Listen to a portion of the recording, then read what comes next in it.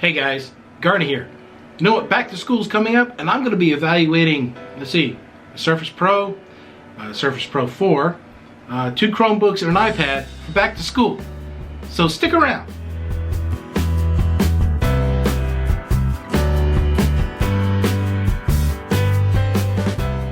Hey guys, Garner here. How you doing? Welcome back to the channel.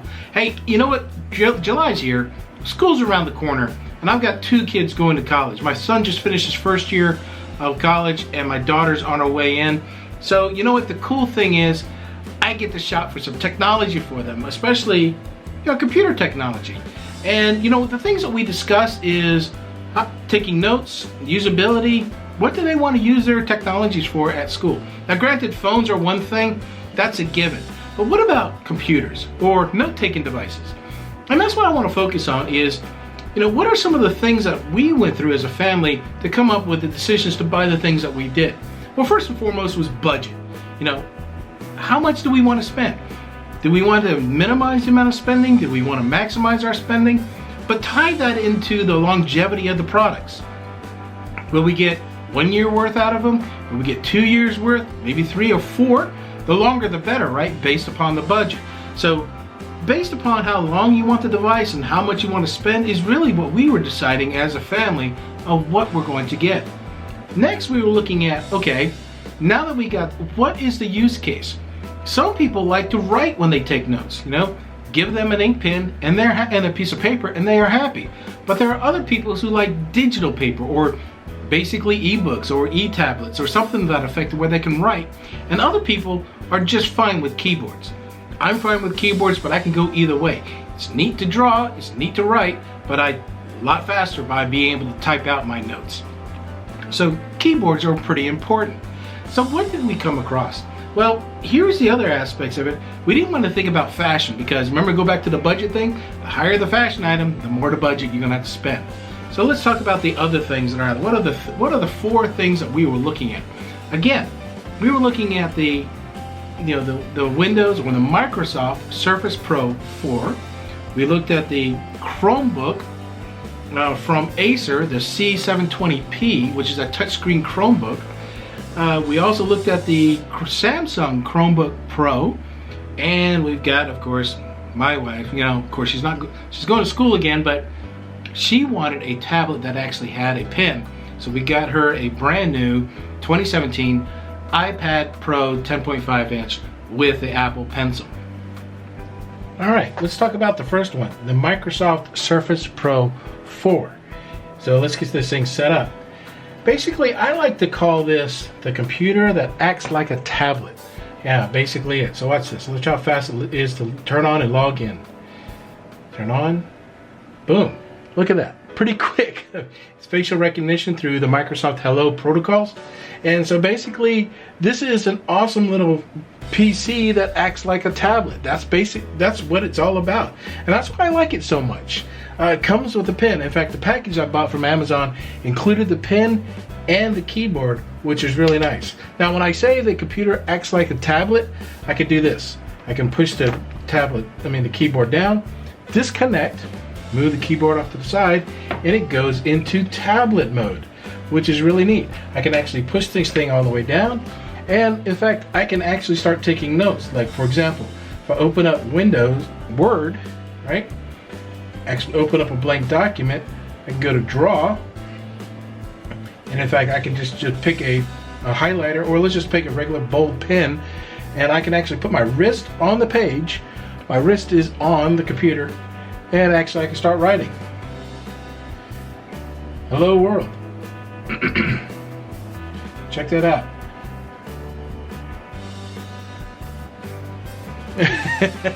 That's basically why I like it so much, guys. It's got wrist protection on it. You can write with a pen, and basically it basically has all the applications that I want on this device. As you can see, all the Microsoft Office products. I can do Facebook. I can do basically any application that I run normally on a PC, I can run on here. In fact, let's bring back the keyboard here and let it rejoin it. Push this kickstand back down and then lift the keyboard up. Bingo, back in PC mode. That's one of the things. And basically all the applications you normally use on the Windows PC platform can be used on here. Again, this is an Intel i7 processor. It's the 6600 series. It's got 16 gigs of RAM and it has 512 gigs of storage on here. Pretty awesome. You get the pin support, and of course the last thing I want to talk about on here is that you see this little nib in the back here, guys? That's where you can actually add a micro SD card in here. So you can actually add more storage if you want to in this device. So let's talk about the not so good things, or things you got to get used to. First and foremost, this kickstand. Most of us are so used to just opening up a clamshell that having this little kickstand in the back, you got to get used to it a little bit. The other thing that you got to get used to is, you see this on the side here? These two ports. It's a USB-A and a mini display port. That's it, guys. This is the charging port for the device, but basically USB-A and the mini display port. That's it. No more expansion on that side. You do have a 3.5 millimeter audio jack over here on the side, but that's okay. The rest of it is basically, that's it for expansion. So if you can live with that, this is a perfect little tool for you. Takes, like I said, takes a little getting used to working with the kickstand, but that's about it. Oh, you know, and the tablet mode, this thing weighs about 1.8 pounds without the keyboard. So take the keyboard off, and as a tablet, it's about 1.8 pounds. A little heavy for a tablet. But then again, you're not going to use this 100% as a PC. You're not going to, as a clamshell, and you're not going to use it 100% as a tablet. So I think it's worthwhile splitting the difference.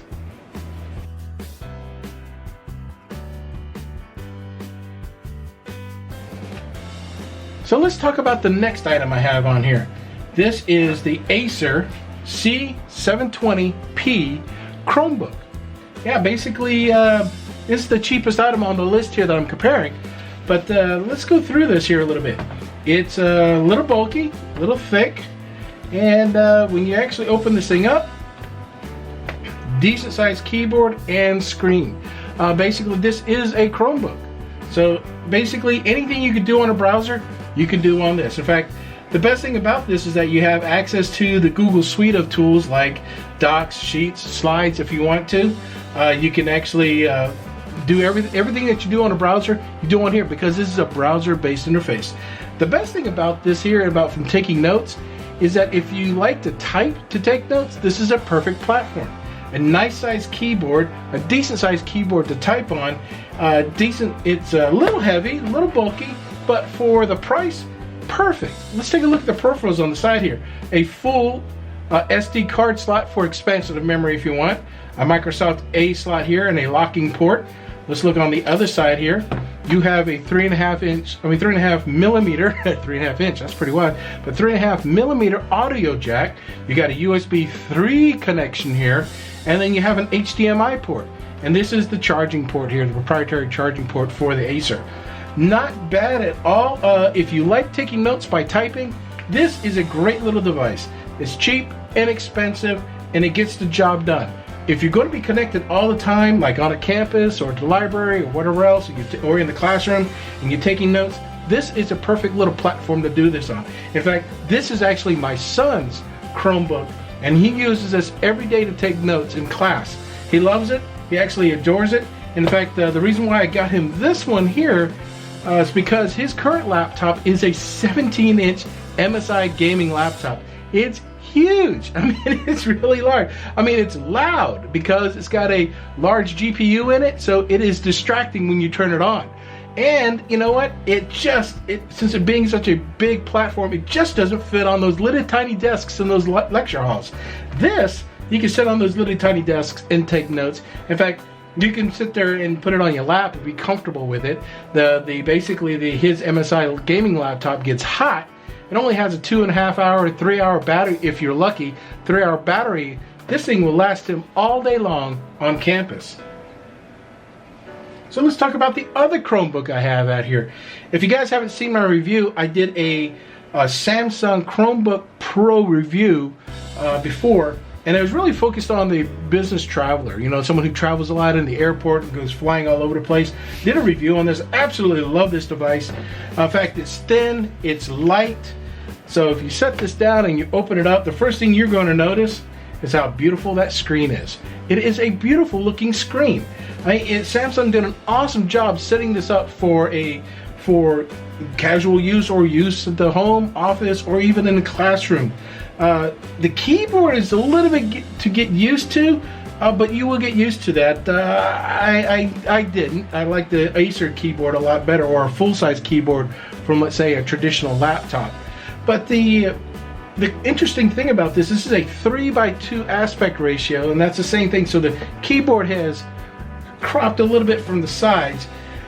It's okay. The screen is beautiful. Don't get me wrong, guys. And let's talk a little bit more about this. This is the Chromebook Pro from Samsung. It's the Intel M3 chipset, Mobile 3 chipset.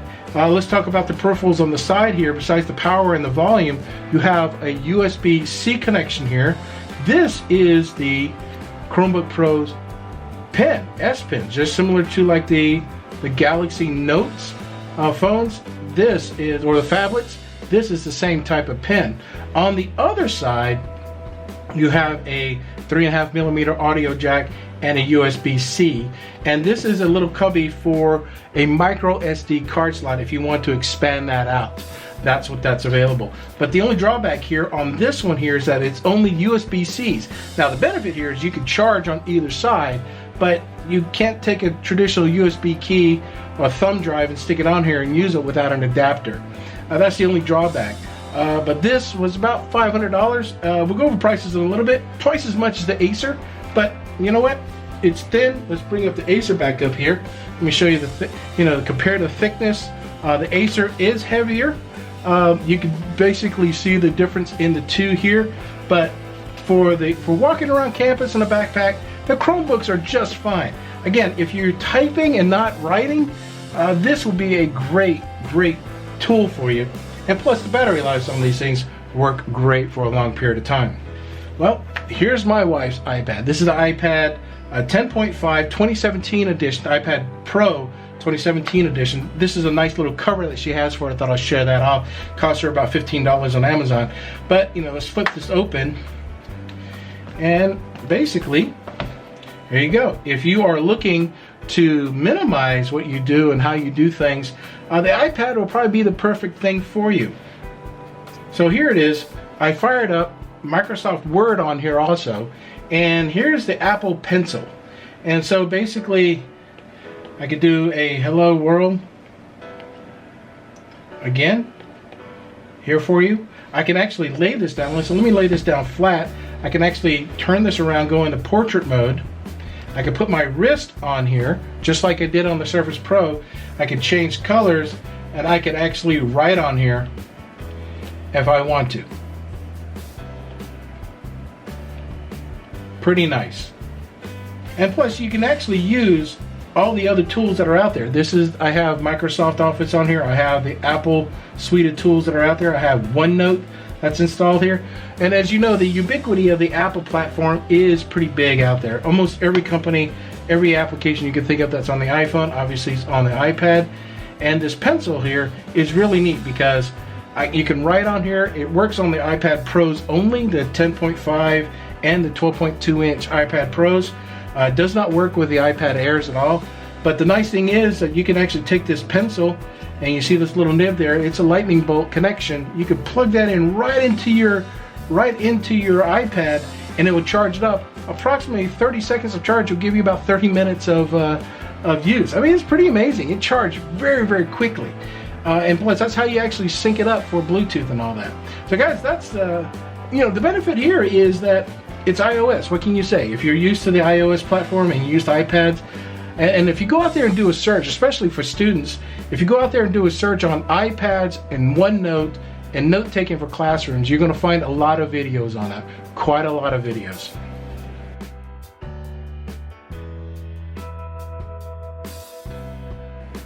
So let's look at these from a weight point of view. The heaviest one on the list is the Acer Chromebook C720p. Yes, it's old. It's older. Basically, you're looking at a device here that, a couple years old. It does the job though. But for the price, for the budget, for what it was supposed to use for taking notes, this is great because of the keyboard layout. That's what my son said. This is my son's Chromebook. He absolutely still loves using it today. In fact, my daughter also has one of these. She uses it to watch Netflix. Yeah, Netflix. It doesn't get hot, and it's perfect for watching a movie on the bed. Perfect. So, from a weight standpoint, could you carry this on campus when it's, what was it saying? It's a 2.8 pound device? Yeah, you could. Fits in your bag. You can carry this thing all day. The next one on that's a little heavy. Not as heavy, but with keyboard and the tablet itself, the Microsoft Surface Pro 4, it comes in at 2.37 pounds. That's right. The keyboard, Alcatel keyboard, and the device comes in at 2.37 pounds. That's pretty cool if you think about it. Really light. It can fit in your bag. And again, just like the Acer, you can walk around campus with this all day long. Now, I will tell you, since this is a PC that acts like a tablet, it will get warm because the heatsink is the body itself. So it's not really practical to have on your lap all the time. In fact, for watching movies and things like that, you probably want to go with something inexpensive like that Chromebook that I was just showing you. The second to the lightest is the Samsung Chromebook Pro. Now, this one comes in at 2.38 pounds, and you know what? Not bad. You can carry this around campus. Again, it's light enough. It's real easy. In fact, you don't have any other accoutrements to worry about. It does get warm, but it doesn't get hot. Now, what I mean by warm, it does get warm where the CPU is. So I've had this on my lap on the plane. I've had this in the bed and things like that. Even in tablet mode, when I've actually folded this thing back in tablet mode, the keys got a little warm because it's right there where the heatsink is for the device. But other than that, great device. But it's just, when you're sitting in bed and you're doing things, playing a game, or you have this on your lap, just know that it's going to be a little warm. Probably you don't want this on a bare skin unless you got some tough skin. And lastly is the iPad Pro. Doesn't get hot. If you got a case like this here, it doesn't get hot at all. It's a perfect, de facto standard, guys. Apple has done is the de facto standard when it comes to tablets. Yes, I know that there's Samsung tablets out there. Huawei's make some. Xiaomi's made some. You know what, guys? Even Google made some tablets in the past. The standard is the iPad. If you want to go strictly as a tablet, the iPad's the way to go. Now, the only drawback here is, of course, when you start thinking about budget, which is our next major aspects of it. When you start talking about how much does it cost and things like that. Well, let's start off with the most expensive one, and that was obviously, where is it? The Surface Pro 4. This came in at $15.99, but at $15.99 it came with a pencil and the keyboard. Yeah, the pencil and the keyboard. This was a bundled deal on Amazon. So you can probably find some of these used or refurbished online cheaper. But I tell you, since the new Surface Pros are out there, this is probably a really decent price for something like this. Now, you're gonna say, hey Garnet, but this is a device that was released 2 years ago. Yeah, but you know what? With an i7 chipset with 16 gigs of RAM and 512 gig storage, it's gonna last. It's gonna last a while. Let's also talk about the other one that's pretty expensive. Yeah, the iPad. This iPad 10 is the 64 gig version, Wi-Fi only. And this came out at $649. Excuse me, $649. $649. You guys know how much the pencil costs? Yeah, this device here. You guys know how much this costs? $100. Yeah, $100. So for $750 plus another $15 for a case, yeah, guys, come on. This is the iPad Pro 10.5 inch 2017 model with the Apple Pencil, $750. Now, we did get the Apple Care with it too. So guess what? That's going to add some money. That's some of the things that you need to consider. The next one on the list, $519, is the Samsung Chromebook Pro. It came out last month at $550, but it came down to $520. That's pretty good. Again, beautiful screen. This does come with the, the Samsung Pen if you're interested in that. So you could write on here if you want. Can be a tablet, can be, but it's a Chromebook. So it is $520 on Amazon at the time of this. Not bad, not bad at all. And then finally, the cheapest one. That's right. 250 bucks. I think I paid a little bit more for the new ones, but right now you can only buy the refurbished ones on Amazon for 250 bucks. $250, guys. Yeah, that's cheap when it comes to a device that has a decent screen. It's Chrome OS based. You can use it wherever you want. It doesn't get hot. It's got a lot of peripherals associated with it. Yeah, it is a little heavy. It's a 3-pound device, but so what? You can carry this all over campus. Well worth the investment. Now, of course, some people will say, well, Gurney, there's iOS, there's Chrome OS, and there's Windows 10. Yeah, there's different OSs that are involved. But that should not be the main consideration. For us, it was what is our main use case? Taking notes for the person who wants to use it. Again, my son likes to type, so guess what? He went with the Acer Chromebook. My wife and my daughter like to draw on the right and write. My wife went with the iPad. My daughter went with the Surface Pro. Guys, this is and for me, if I had to have my druthers, I would probably go with the Surface Pro. And the reason being is that it is a computer that acts like a tablet. So I can do all the things from a computer standpoint, but I also can convert it into a tablet. How many times do we truly use a tablet, guys? That's the key thing. So guys, that's my review. Some of the other considerations we threw in there was warranty and support, the type of apps that you can get on, the cost of warranty, and things like that. Those are the things that were thrown in there, but as you all know, you can actually buy extended warranties on Amazon or from Apple if you need to for these devices, so that way if you do have a drop issue, stolen issue, cracked issue, you can actually get those taken care of from the manufacturers themselves. Battery life. Let's talk about the last thing that's really not really an issue. All of these companies say that they can last 8, 9, 10 hours. Great, that's marketing.